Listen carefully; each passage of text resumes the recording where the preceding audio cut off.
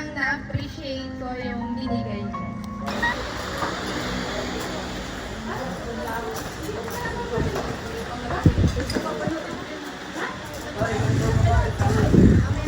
Ma'am, excuse me po. Ma'am, excuse me po. Ma'am, kilala niyo po si Miss Mayril Doty? Ma'am, meron po kasi ma'am nagpapadeliver lang sa kanya. Pwede po siyang makausap. Okay. Sige po. Miss Mayril. Meron tao ka dito. Hindi, Miss Mayril, meron lang kaming ibibigay sa iyo. Ano kaya yun? Ikaw gawang alay. Kung may nagpapadeliver kasi sa kanya. Miss Mayril, dito ka na lang. Meron lang kaming ibibigay sa iyo ha. May kumonta kasi kanina sa amin, kaninang umaga. Dito na lang tayo. Ayan. Sige, tara, be. Sino kaya yun? Sama! Aba eh. Sige. Ay, kung ako.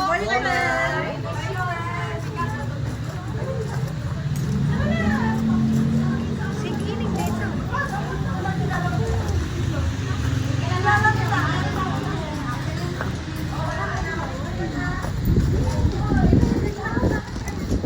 Open mo lang, Miss Mayril.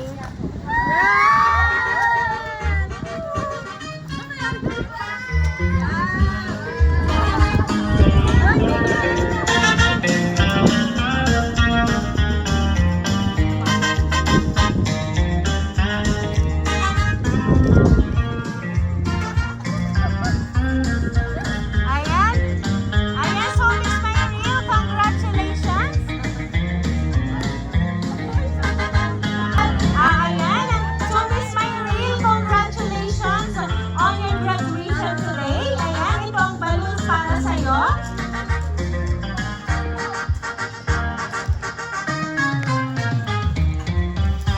Ayan, at syempre, ito ang bouquet of flowers para sa'yo.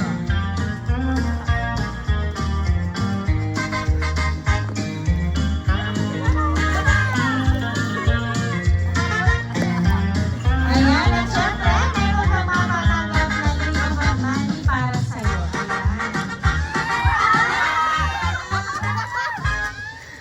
Ayan, so Miss Mayril, dito ka sa gitna.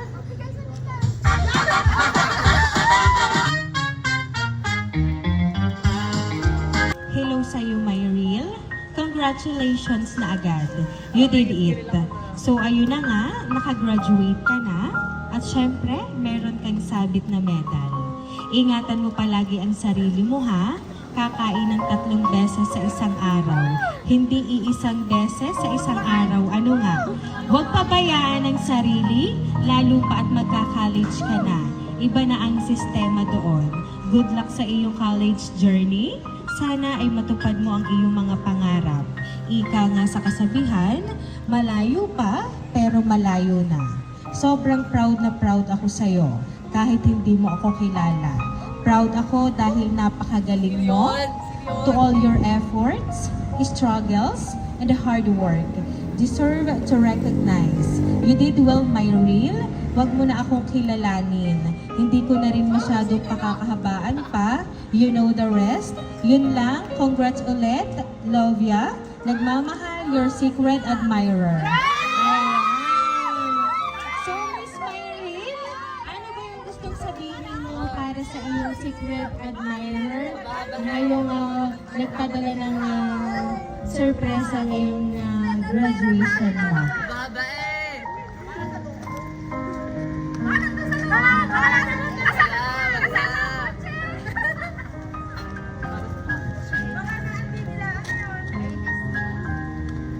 Masasabi ko lang ay thank you so much para sa munting sorpresa at sobrang na-appreciate ko yung binigay mo. I love you! Love you! Ayan. So, Miss Mayril, ngayon natanggap mo na ang kanyang hatid na sorpresa ngayong kanyang pag-graduate sa'yo. So, kita naman namin na appreciate mo naman talaga yung kanyang hatid na sorpresa para sa'yo. So, kaya naman, Miss Mayril, once again, congratulations!